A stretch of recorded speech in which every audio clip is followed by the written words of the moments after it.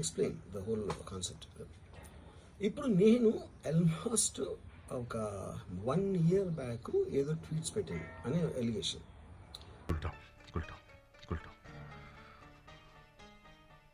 మాటలు నేర్చాడు వీడు. ఆ ట్వీట్స్ ఎవరో మనోభావాలు దెబ్బతిన్నాయి.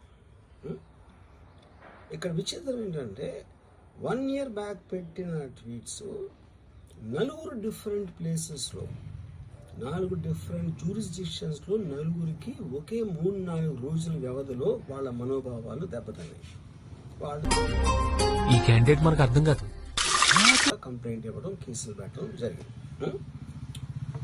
ఇక్కడ పాయింట్ 1 ఎవరి మీద అయితే నేను పెట్టానని వాళ్ళు చెప్తున్నారో వాళ్ళకి లేదు, ఎవరో థర్డ్ పార్టీ, అసలు సంబంధం లేనివాడు. సో ఆ కాంటెక్స్ట్లో అసలు ఈ కేసు ఎలాగా, ఈ సెక్షన్స్ ఎలా వర్తిస్తాయి అనేది అప్పుడు ఆబ్వియస్గా నాకు వచ్చే అనుమానం కానీ, నాకు కానీ నా మనుషులు కానీ, ఇది ఒక పర్సిక్యూషన్ చేయటానికి ఒక పద్ధతి ప్రకారం ఉన్న ఎలవబుల్ లాస్ని వాడుతున్నారా, లేకపోతే ఇప్పుడు వరల్డ్ ఓవర్ ఒక ఫినామినా ఏం జరుగుతుందంటే పొలిటికల్ పార్టీస్ వాళ్ళు they are weaponising the systems of the police. అది అమెరికాలో జరుగుతుంది, యూరోప్లో జరుగుతుంది, ఇక్కడ కూడా జరుగుతుంది. ఏంటో ఇక్కడ అందరూ నాకన్నా చాలా తెలుగుగా మాట్లాడేస్తున్నా. తీసుకో. అప్పుడు నేను ఏ ఒక్క వ్యక్తిని, ఒక పోలీస్ ఆఫీసర్ని కానీ, ఒక పొలిటికల్ పర్సన్ కానీ నేను బ్లేమ్ చేయట్లా.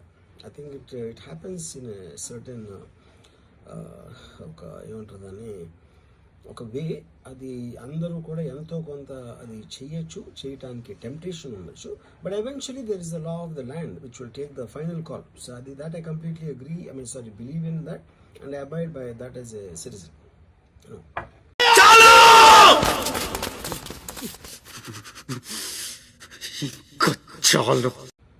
సో ఇప్పుడు ఇక్కడ జరిగింది ఏంటి, నాకు ఒక నోటీస్ వచ్చింది, నేను ఒక రిప్లై ఇచ్చాను, ఫలానా చోట ఫలానా తారీఖు నేను వస్తాను. అప్పటికి నాకు జరుగుతున్న పని ఒక ఆన్గోయింగ్ స్కెడ్యూల్ ఉంది కాబట్టి, నాకు ఫిల్మ్ వర్క్ ఉంది కాబట్టి అవ్వలేదు. అండ్ ఇట్ ఈస్ వేరే ప్రొడ్యూసర్ చేస్తాను, ఆ ప్రొడ్యూసర్కి నష్టం వస్తుంది కాబట్టి నేను మళ్ళీ టైం అడిగాను. ఇదేంటి అతను ఎవరనుకుంటున్నారా? ఎవరు?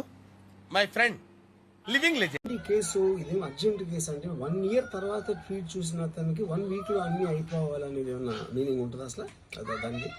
So which basically means it is being done for purposes other than the urgency of the case. ఇప్పుడు అర్జెన్సీ ఆఫ్ ద కేస్ అంటే మీరు మర్డర్లు గేడర్లు ఇన్ని జరిగి సంవత్సరాలు తీసుకుని అబ్బా ఏం చేస్త్రీ ఎప్పుడు ఇలాగే చేస్తారా, ఈ మధ్యలో చేస్తున్నారా? ఏం